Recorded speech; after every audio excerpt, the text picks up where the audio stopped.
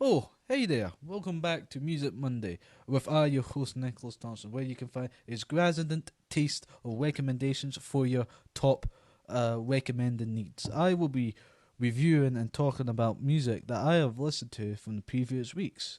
I'll be discussing classic rapping hits from such wa- rappers like Ice-T.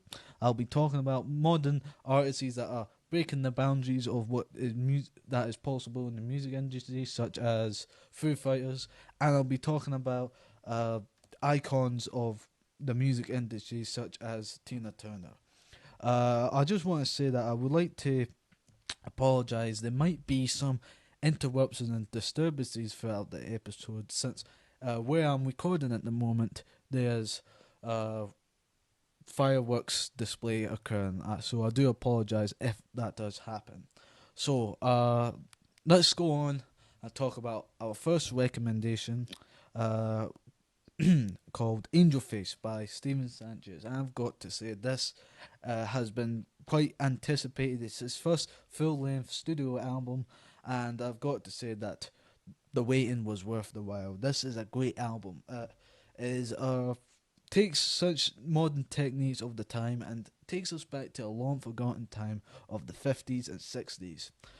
Steven Sanchez has became a pop icon. An icon in the industry with his number one hit "Until I Find You," which everyone's loved since it brings us joy and happiness to your heart. And I've loved this album. Really enjoyed it. And I've got to say that some albums take you to a story that takes you somewhere. That takes you to a story that takes you on to a adventure. I've got to say this album does exactly that. Sanchez has extended and talked about that this album is really about a fictionalized version of himself, about an artist called Sanchez who falls in love with this woman who is an ex-girlfriend of a mob boss, and he finds out about this relationship, but he goes out and demands and tries to kill him. And this, throughout each song in the track, which I think is about 13 songs, we follow the story of Sanchez and his lover trying to escape the the grip of death from this dangerous and violent gangster. I've got to say that this is exactly listening to a 60s album with some of the tunes, the guitar playing, and how it has this vibe with it. And some of the songs I just absolutely adore. Some of them are Something About Her, Everglane, I think it's the name of the girl, the fictionalized character. Uh, what else? Only Girl, Be More, and High. Again, this is just terrific. It's been highly anticipated, just such a joy. And it's weird, the album that came out today can take us, younger audience members or members of a era that we never lived in. It takes us back to what it would be like to live in that era of time. So yeah, if you want to look for something that is old fashioned but has some modern twist, this is exactly for you. So yeah. Moving on to our next recommendation. I do apologise. I will not be able to say it's hell with it. F Star Fucker by Slayyyter. Again, this has been how can I say, this is the artist's second studio album, and I've got to say this is a quite an adult theme album. It goes through such things as the love and the fancy of the Hollywood lifestyle and the club lifestyle and about sex and etc. And I think this, I've got to say that, I have to say it, the story I did not like.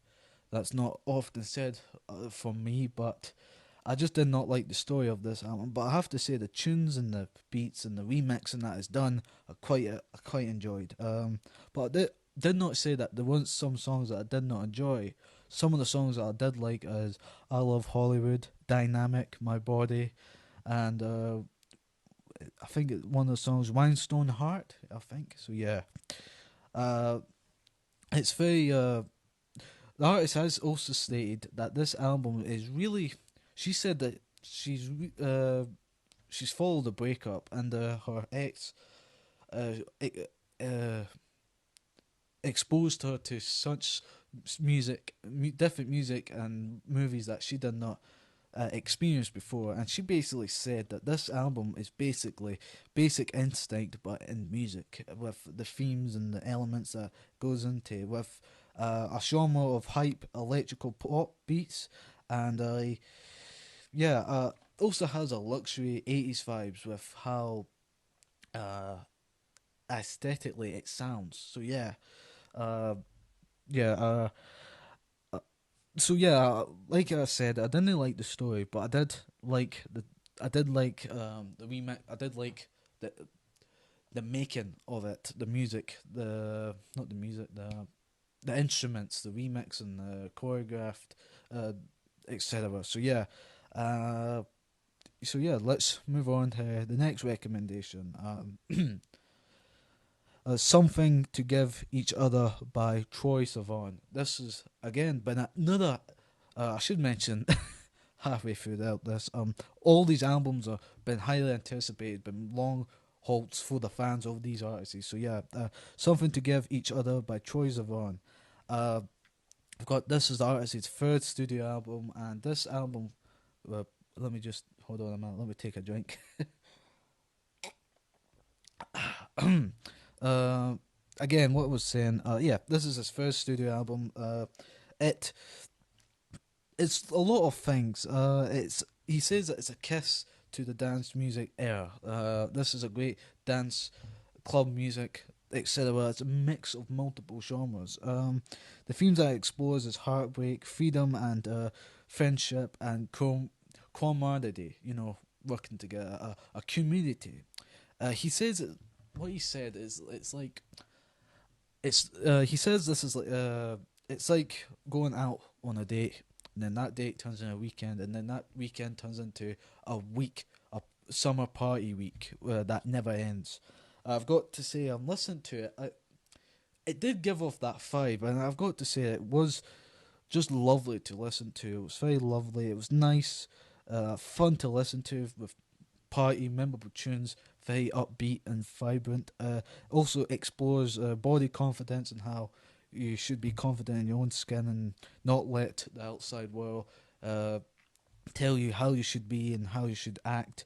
And some of the songs that I did like about this album are some of the songs, yes, something like one song that I've got to say, the teaser for this album I did not like. Worse, it was a bit, the beats were not really hitting me in the right places. I didn't really like the beats and the story, but after listening to it a few times, I really got into the rhythm and enjoying it, and I now really they like listening to it once every while. But the other songs that I did love is one of your sorry, one of you girls, in my room, and what else? Honey, yes. Um, I just really enjoyed it, and I think it's just to express that in this day and age, there's this sense of freedom and camaraderie, working together and having friendships and having fun and be able to express yourself however you want. And this album is a great example of that. That you should not let anybody judge you, and you shouldn't let how society is built. You shouldn't follow society's way. You should be a rebel, like I will always say. Just lovely to listen to. Just yeah, it was just brilliant, and I just loved that. It was just so confident and warm. It felt welcome. It felt like going somewhere and you felt welcomed, and like there's no judgment. So yeah, that's what this album felt like. So yeah, let's move on to our next recommendation. Where was it? I'm using my notes, so I apologize if Fanfare by oh shit, sorry, by Dor what's the name? Extra. Sorry, I'm sorry about that. I've completely forgot the artist's name. I'm so sorry. Uh, Dorian Electra. Yeah, that's correct. This is her third album, and this album, how I could say this is it's a dark fantasy album. It reminds me of Weed Killer from Ithaca. Yeah, reminded me of that. Took uh, some dark tones and like it's great. It's a great album. It's uh, quite memorable, and I have to say it's very. Also, the artist has stated that the album is to show how we, fans of music or fans, have now become a sort of a legend for individuals. You see, like we follow like our favorite artists, our favorite actors all around, like they're our god or whatever. And I have to say, it is pretty correct with how the tones we is, and I yeah Aye, so yeah, I have to say, I think she did connect with that very, very greatly. So yeah, it has this theme, it has multiple themes in it, but for me, it's like a mythic, what is it, mythical god ideas, and like it felt powerful, and just felt what I could say. I really put it down in words. It was like there's this old series called Narnia. It's like Games of Thrones but much older. It's like Narnia if it was more adult themed and more sexual. So yeah. Uh, what else was I saying about it? Also, it just shows how fans react with pop culture, and like how we we are just so obsessed with certain individuals and how they live their styles. So yeah, some of the songs that I have to say that I really enjoyed is Puppet, uh, Lifetime, and Sonori, and I can't say that. I'm sorry. Uh, and Touch Grass. Yes. I'm sorry about all this. How this has been laid out. It's just I'm so sorry. It's just yeah. Anyway, that's I have to say this. It's just dark fantasy. Really, it's just a diff. It's like imagine it takes you onto a fantasy tale of what the artist tries to take you on, and it's just a dark adventure into a fantasy world that the artist creates for us to follow their certain characters and their stories. So yeah, uh, yeah, that's that. So let's move on to the next recommendation. Love Lines by LP. You might not know the artist LP, but he was in a previous, he was in a very popular band in the mid 2000s, and then he started his solo career. This is the artist's seventh studio album, and I have to say this album's a mix of different. It's when you first song Golden, it's a mix of Spanish country folk music. It explores themes of love, family, and how relationships mold you into the person that you are, and over time, you be, when you begin in life, it's just about how you evolve as a person and how the people around you affect you in your growingness of becoming a better person. And it's about love and family and relationships, and like how different experiences with your loved ones change you and makes you into perhaps a better or worse person depending on the situation. Um, some of the some of the themes that I think I really enjoyed, some of the themes that I think this album goes into, is it feels like a 70s ish, 70s type music, 70s. It just felt like something from the 70s. That's what I mean, and it was sweet to listen to. It was a sweet listening experience. That's what I meant, and I just think, yeah, I think that is doing something unique, and it's a mix of Spanish folk, country music, and taking all those genres and putting them together. So yeah, if you like the Spanish, like what's those bands with the trumpets? Those bands, you'll like this. So some of the songs is Golden, Wild, Dayglow, uh, Dayglow, Long Goodbye, and Love Lines, of course. So yeah, those tunes were brilliant. They explored the different experiences of love. So yeah, yeah. So that's that. I apologize for how this episode's been laid out. It's just I'm just going through it. I'm just thought, you know what? Hell with it.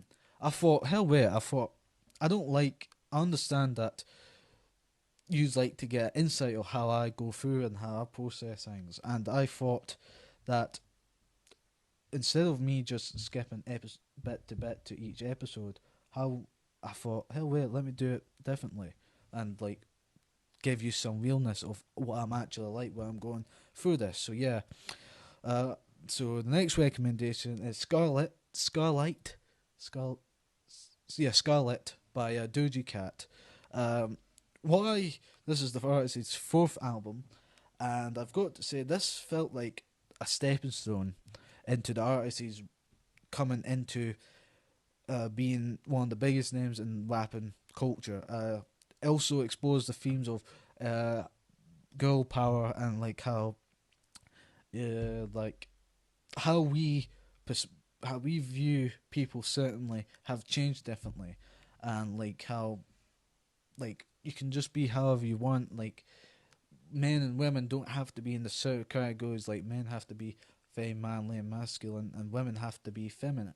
And this album explores like how women can be masculine and how they can be feminine and have high. So yeah, and it just explores that themes. And it also Doja Cat took some uh influence from Greek mythology and also the animals from the like the cats with the heads.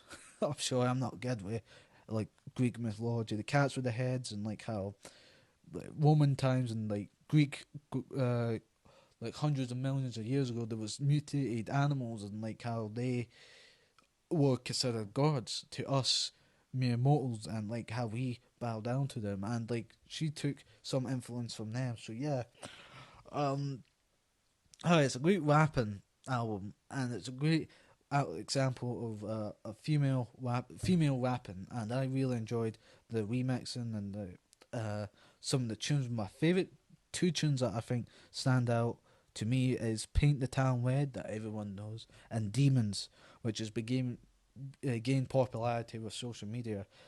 Also, the themes that this explores is social media and how like instant verification has come around. Like, uh, you could do anything. Like, you can't do anything, but if you do a certain thing in this world now and you record it, you get instant famous, and like it's instantaneous famousness now. Like years and years ago, I say years, some time ago, you need to work and put effort into building an audience and a fandom, and I think now anybody can become famous. It's just a matter of what you want to be famous for. For example, myself, I want to do music reviews and talk about music because that's what I'm passionate about and that's what I know. I know a good tune, and I think it's important for my experience and my review and my opinion to get out there and give you the top recommendations instead of you being misleaded such with all the top selling albums. Because I should give you a little insight. Because something's number one doesn't make it that good. You see, it's just the amount of sales. You see, you could sell 1 million records, but yeah, doesn't make an album gold. So yeah, that's just a little insight. It's just one of those. I think it's gonna be one of the best. I think it's gonna be nominated for one of the best albums of the year. So yeah, there's that.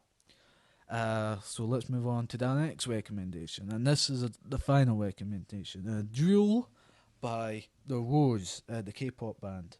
I've got to say, I've really got into K-pop in the last 1 and 2.5 years. Since I am again outstanding and astonished by how instant, how quick they produce their albums, and like you'll be listening to let's say you listen to the Stray Kids and you finish listening to the album like at the end of the week, and then next week they've got something new to release. And I've just found out recently that they need to release this music now an instant because, from what I understand, in Korea, I believe when you're like late, like sometime in your 20s or 30s, you have to take mandatory military training, and I think that's why they're getting music out quickly. Is that they need to get release all that. All the songs, all the stories that they want to tell before they need to do the military training, and I think a lot of the K-pop bands have actually went into the mandatory training. I think that some of BTS is in there at 17, and I think Stray Kids have got a few years before they need to do it. But I think, yeah, I've liked the Woes. I really enjoyed their they're one of the big K-pop bands that are gaining fame. And also, what I loved about this album, this is a second studio album. This is one of the rare K-pop albums that are in. I've reviewed when I did Music Monday on my socials. I reviewed K-pop bands, and the only difficulty I have to say is K-pop albums are harder than reviewing other albums. And what I mean by that is because they're so quick and fast paced. The story gets really muddled up, and for us, are we Western European or Western culture? We don't really understand what the stories are. But I think K-pop. Let me think. It's been 2023. I'm saying last 7 years. I think in the last since K-pop started coming around, we just started enjoying the tunes and the remix and the rapping and like the choreograph. What these bands do are terrific and outstanding compared to Western culture bands, and they put their bodies to the limit to express their albums with choreographed dance movements and etc. But I think in the last few years with K-pop keep getting more success, they're starting to understand that they have a fan base in Western culture, and they're starting to release albums dedicated just to Western culture. For example, this has most of the songs I think are in English. So if you want to get into K-pop, this is a great album for you since you get understanding of what the stories are about. It's mostly about love and friendship and friendship and love, and I really highly recommend this. If you want to get into K-pop, this is it. Some of the great songs that I suggest is You're Beautiful, Back to Me, Lifeline, and I think that says Dusk, yes, and Alive. And and yeah, I am glad that certain K-pop bands are starting to release some of the music into the translating the lyrics and their way of their music into English, which I'm a bit astounded that they're doing this because it is a fact that eventually, one way or another, I've been told that Mandarin and English and what's the other one? Mandarin and English are the two main. I think Mandarin's the like the number one language spoken around the world. So with English with artists translating their music to English, I think it is a bit of a good hang. So yeah, what was I about to say? So yeah, I'm glad that they're taking new notes and they're translating some of their music into English, so they because so they can get a wider audience and reach more people. Because I think K-pop in Britain here specifically, and specifically in Scotland even, it's not gaining as popularity. It's slow, but listen, like the British invasion in America didn't took off instantly, so I don't see this taking off. But over time, I think K-pop will become one of the biggest genres ever. One of the biggest. I'm going to say it's going to be close to rock and roll. So yeah, I think K-pop music. Well, K-pop music will become one of the biggest genres. So yeah, that's it for the recommendations of the week. Let's talk about the album cover of the week. If you don't know what this is, like some notes of the end of the episode where I select the best album cover of the from what I've listened to. So yeah, There's multiple different album covers that I highly suggest that I really enjoyed. There's The Jewel by The Rose, Angel Face is good, A Star Effer is good. Um, to be honest, the one for me I have to say is Angel Face, because Sanchez he took the effort to make that the album cover look like from the '60s, from the 1960s. So I think that just adds a little touch of effort to the album. So because it just shows it just is in all '60s, right? And how it's framed is in like the '60s style. So yeah, I think that's terrific. And the song of the week is the song of the week. What would it be? The song of the week is um Whiter Shades of Pale by the what's the name of the artist? My apologies. That's the song of the week for me. So yeah, um, let's just lay back and talk about what I've been listening to over the weeks. Just chilling out. What I've got to say, there's a lot of songs that I've just been. It's the end of the week when this is yes. If you're at the end of the week, here's some of the songs that I actually was listening to, and what I would pinpoint and tell you what the story is, and that is, "This Is My Life" by Engelbert Humperdinck. That's a great tune, just to sit and just chill out to. Django. See if you like uh, a brutal exercise routine. That's a great tune. Like if you like running or walking in the rain and exercising, that's great since it just tells of the suffering and pain that Django goes through in the film, and they've just put it into the song. So yeah, the main theme of Django's. That's what I meant. White Rabbit is just again relaxing tune.